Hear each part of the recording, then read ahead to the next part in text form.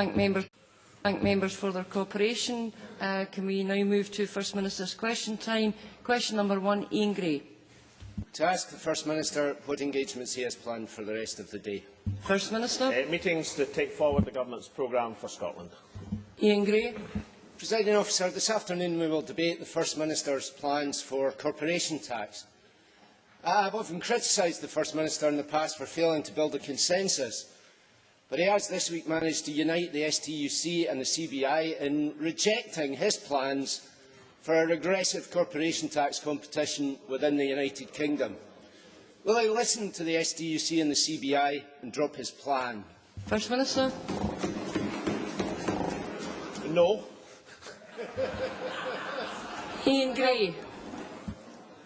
I guess the First Minister listens only to those who tell him what he wants to hear, but he was very clear last week that one person he does listen to, the voice of economic sanity, he called him, is Nouriel Roubini, the economist.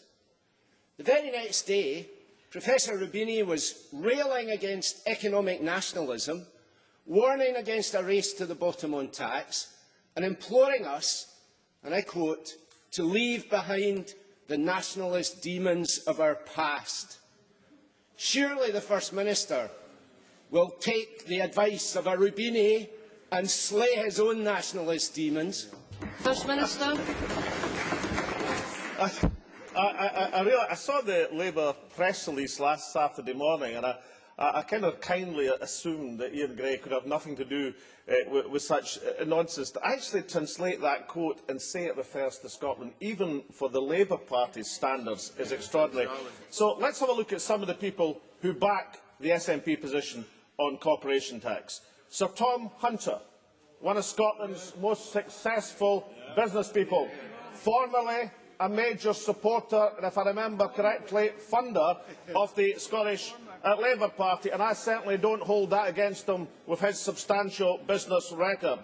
Jim McCall, Scotland's currently most successful business person, but I suppose the person that I would quote more than anyone else in terms of the firm support for the sensible policies being pursued by this government is Wendy Alexander, Iain Gray's predecessor.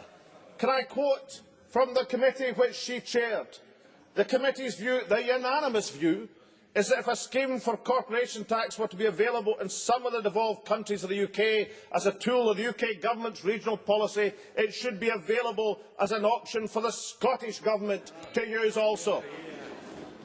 If only Iain Gray would follow the example of his predecessor, Wendy Alexander. Iain Gray. Of course, my predecessor, Wendy Alexander, would happily make the point she doesn't believe in a race to the bottom for corporation tax at all. The point she made was if one part of the United Kingdom was given it by, and it would be a mistake, was given it, others should as well. And as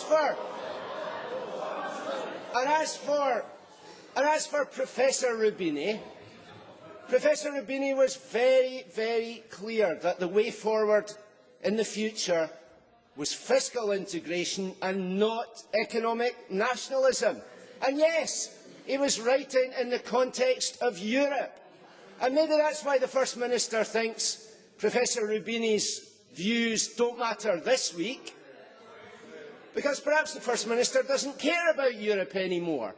Because last week, the Cabinet Secretary for External Affairs said we might not be in the European Union at all if we were independent.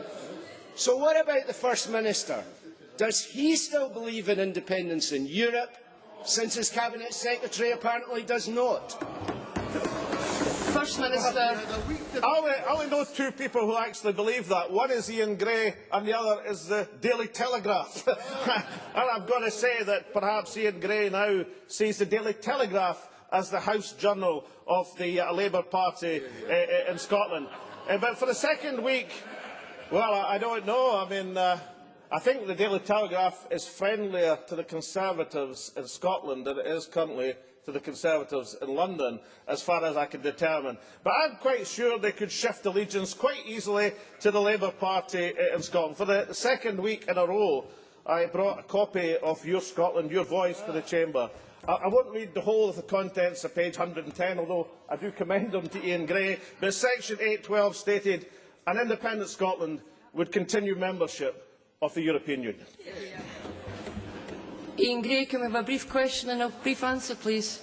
The House Journal of this chamber is the official record, and that's where his Cabinet Secretary said that perhaps an independent Scotland didn't need to be part of Europe.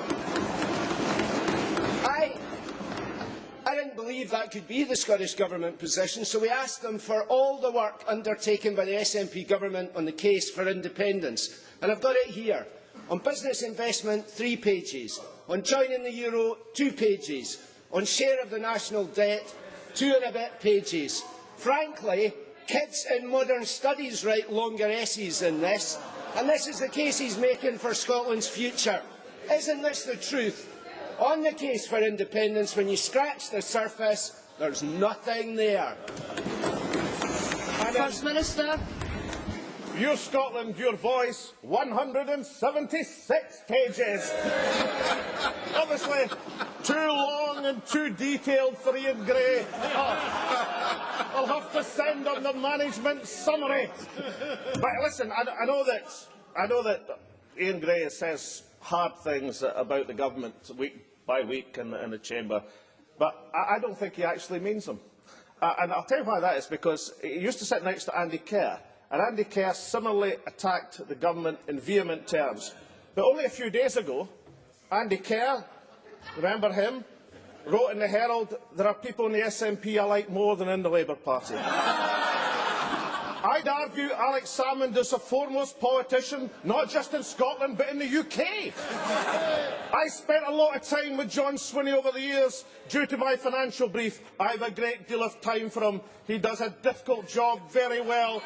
He works incredibly hard. Now, I know that when Iain Gray is retired, then he'll be writing just like Andy Kerr. Question